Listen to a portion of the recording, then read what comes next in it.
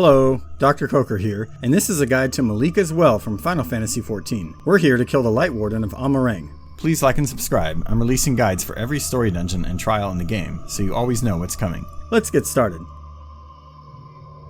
The first boss is Greater Armadillo. He has a simple tank buster called Stone Flail. Just use mitigation and healing as needed. This is followed by Falling Rocks, which puts AoE circles in random locations, which you need to avoid because they will be struck with falling rocks. This will happen after almost everything the Armadillo does, so be prepared to see this a lot. Head Toss puts a stack marker on one player. Just stack up to defuse the damage. Right Round is an ability where he swings in a circle, dealing moderate damage and knockback. It only affects players near the boss, but there is no marker for it, so just stay away when you see it on the cast bar.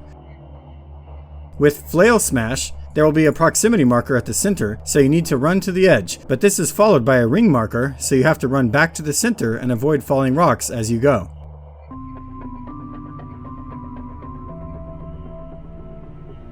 After this, a few adds will spawn. Just take them out and get back on the boss.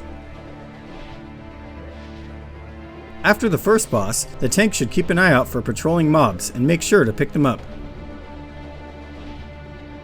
The second boss is Amphibious Talos. He opens with a simple tank buster called Efface. Just use mitigation and healing as needed.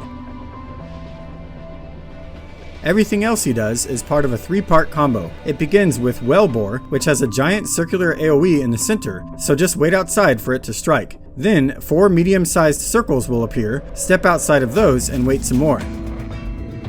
4 geysers will appear and then everyone will be knocked back. Make sure you are positioned so you aren't knocked into a geyser.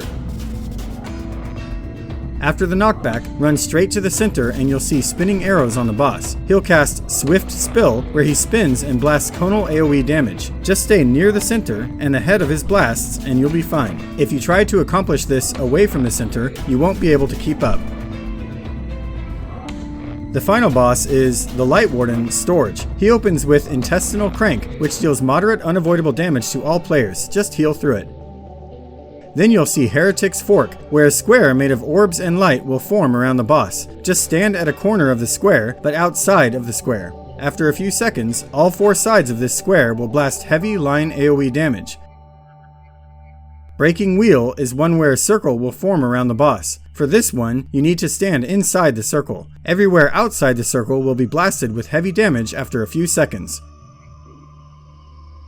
With Crystal Nail, 4 feathers will spawn in a square, but they aren't targetable. A moment later, the boss will cast Censure, activating the feathers.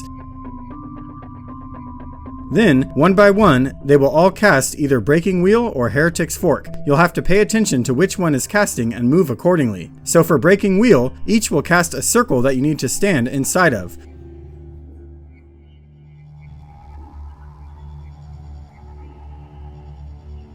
For Heretic's Fork, each will have a square of orbs, and you need to stand at the corner of the square, but outside of it to avoid the hit. These will overlap, so just remember the order in which they activated.